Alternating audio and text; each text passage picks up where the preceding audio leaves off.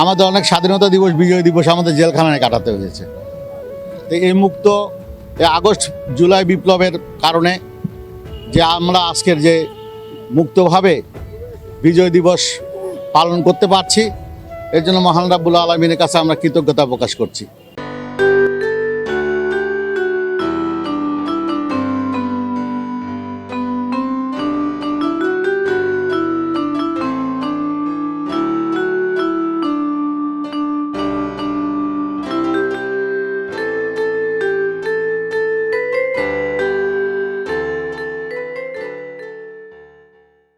মহান বিজয় দিবস উপলক্ষে চট্টগ্রামের শহীদদের প্রতি গভীর শ্রদ্ধা নিবেদন করেছেন বাংলাদেশ নারী উন্নয়ন সংস্থা ও নির্মাণ শ্রমিক কর্মচারী ফেডারেশন বাকুলিয়া থানার নেতৃবৃন্দ। সোমবার সকালে শহরের শহীদ বেদিতে ফুল দিয়ে তারা এই শ্রদ্ধা জ্ঞাপন করেন।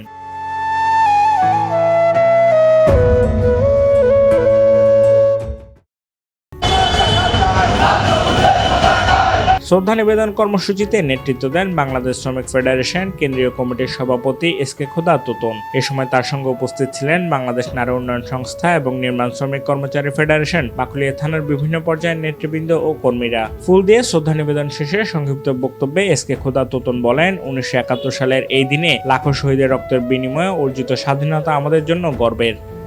আমাদের অনেক স্বাধীনতা দিবস, বিজয় দিবস আমাদের জেলখানায় কাটাতে হয়েছে।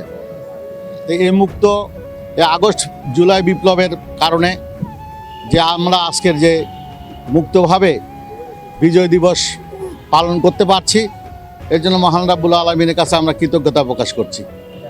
সাথে সাথে যারা আজকের এই মুক্ত অবস্থায় আমাদেরকে এই বিজয় দিবস পালন করার যাদের আত্মাহুতির মাধ্যমে আমরা অর্জন করতে পেরেছি, প্রথমে আমরা স্মরণ করি শহীদ প্রেসিডেন্ট জিয়াউর রহমান। আপনারা জানেন এই চট্টগ্রাম থেকে স্বাধীনতার ঘোষণা দিয়েছিলেন এবং 9 মাস যুদ্ধের মাধ্যমে আমাদের দেশ স্বাধীন ও সার্বভৌমত্ব রাষ্ট্র হিসাবে স্বীকৃতি পেয়েছিল।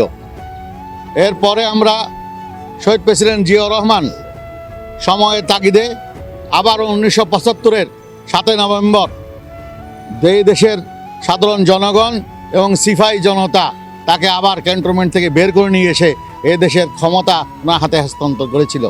উনি জাতির উদ্দেশ্যে হানা ভোট দিয়ে উনি নির্বাচিত হয়ে দেশ পরিচালনা করছিল।